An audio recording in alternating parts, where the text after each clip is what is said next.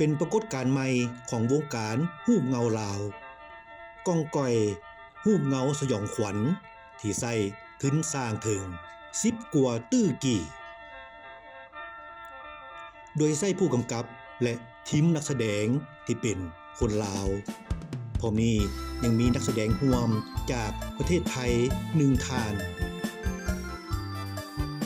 ซึ่งฮูปเงาเรื่องนี้แม่นใช้เทคนิคที่ทันสมัยเช่นนำใส่กล้อง 4K และระบบเสียงรอบทิศทาง7:1เพื่อสร้างบรรยากาศที่น่าย่านกลัวแบบแท้จริงให้กับผู้ชม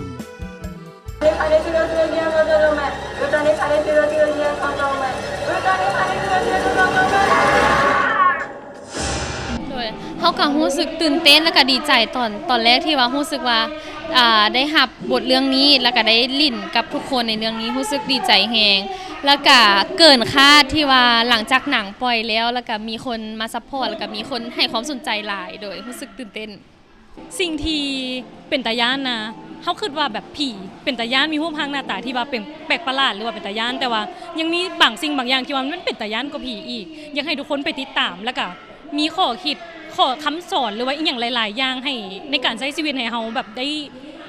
ด้จากเรื่องหนังเรื่องนี้อยากให้ทุกคนไปติดตามกัน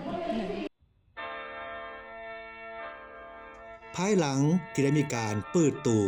และสายอย่างเป็นทางการพร้อมกันอยู่ที่ประเทศลาวและประเทศไทยในวันที่16 กรกฎาคม 2026 ที่ผ่านมาเห็นว่าได้รับความสนใจจากมวลชนสูงพอสมควรและเพิ่มขึ้นตามลำดับคือมาถึงปัจจุบันนี้แมนสามารถสร้างรายได้อยู่ประเทศลาวแล้ว 1,000 กว่าล้านกีบและสามารถสร้างรายได้อยู่ประเทศไทย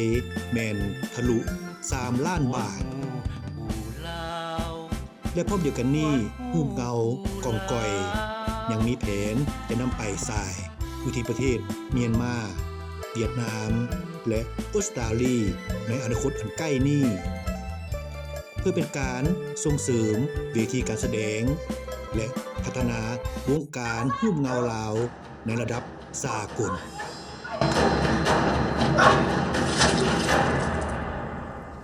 ถือว่าคนลาวเฮ็ดหนังได้ดีหลายมีความภูมิใจนำคนลาวเพราะว่าปกติก็มักเบิ่งหนังผีอยู่แล้วนะ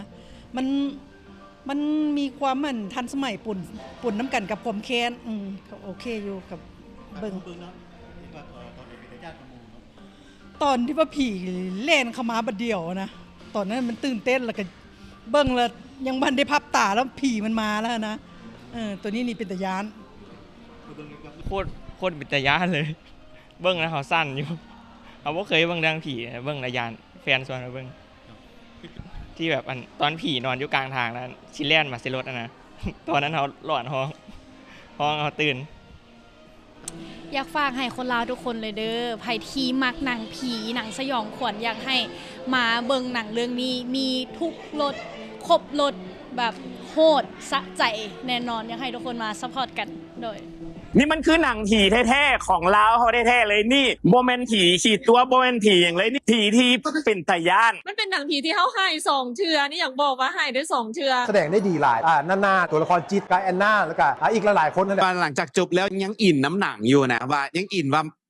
มันเป็นอะไรผีคือยังอยู่และสาวนั้นคือยังเดินทางต่อของประเทศลาวถือว่าบ่ได้เลยบ่ได้น้อยหน้าประเทศใดเลยในโลกนี้ละถึงตุ้ยในนี่แลนด์ก้อนมูเลยเนาะและอยากจะขอฝากไว้อีกทีนึงเนาะว่าคนเขียนบทคนกำกับและทีมงานทุกคนโคตรเก่งเลยโดยเฉพาะแมนอันนี้มาร์คส่วนตัวก็คือแต่งโตผีนะได้แบบสุดยอดหลายเป็นระบบแบบ7:1มันจะ surround sound แล้วเขาแบบบัตรมันมาน้ำหลังเขาก็แบบอย่างแบบคือว่าหลอนๆนางบทติดตังเลยอย่ามาซ่าคลิปมาไวๆมันสุดยอดดีๆเนาะสุดยอดล่ะสุดยอดแท้10/10เลยตากันมาเบิ่งเด้อ